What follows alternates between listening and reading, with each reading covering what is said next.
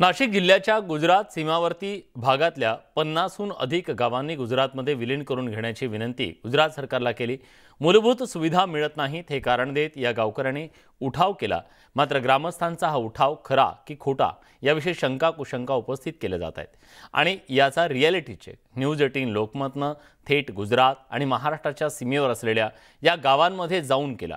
सुरुवातीला news 18 लोकमतची team जेव्हा गुजरात आणि महाराष्ट्राच्या सीमेवर पोहोचली तेव्हा या ठिकाणी असलेल्या रस्त्यावरून महाराष्ट्र आणि गुजरात या दोन राज्यांमध्ये असलेल्या विकासाची दरी ठळकपणे दिसून आली।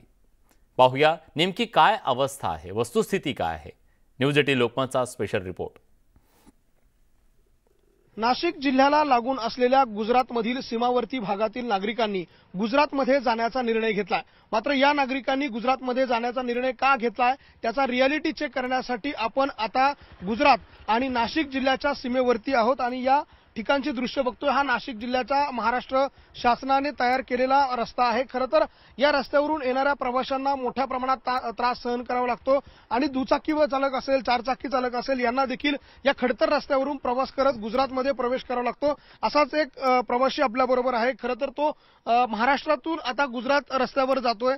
तू ह्या रस्त्याने आला, कुठून आला आणि कुठे चाललाय? मी उंबरठाणून आलो, आता चाललो करंजूल। बरं, हा रस्ता तू इकडनं आला, कसा रस्ता आहे? एकदम बेकार आहे रस्ता।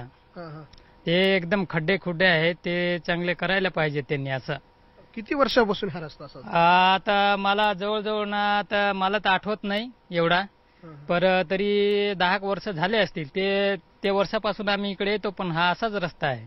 किती किलोमीटर असा रस्ता आहे हा? इथून तर ना आपले उंबरपाडा आहे ना, तिथे जर चांगला आहे आणि हा इथून सरळ गेले ना तर आपले हे सारण्यावन सुभाषनगर तिथपर्यंत थोडं चांगलं आहे।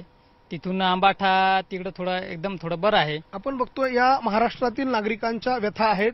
त्यानंतर इथेच या जागेवरती आपल्या डाव्या हाताला जर आपण बघितलं तर ही गुजरातची हद्द आहे, डांग जिल्ह्याची हद्द आहे।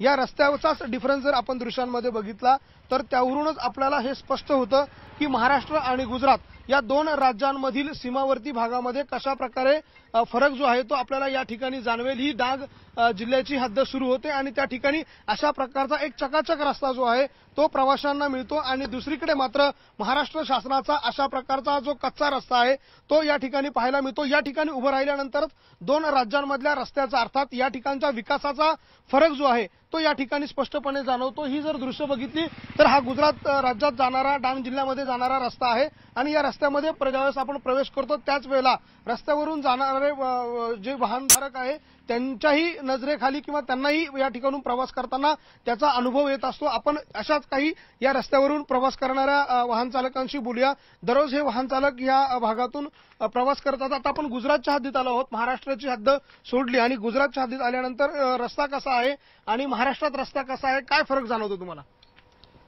महाराष्ट्राचा रस्ता खाडेवाळ्यात आहे जास्ती, त्यांच्यामुळे ड्रायव्हरला जास्ती त्रास येतो। गुजरातमध्ये रस्ता बरा मस्त आहे।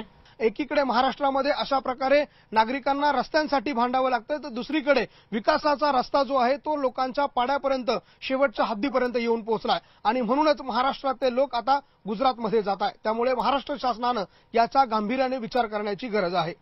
व्हिडिओ जर्नलिस्ट हेमंत बागुलसह लक्ष्मण घाटोळ, न्यूज 18 लोकमत, गुजरात महाराष्ट्र बॉर्डर, सुरगाणा।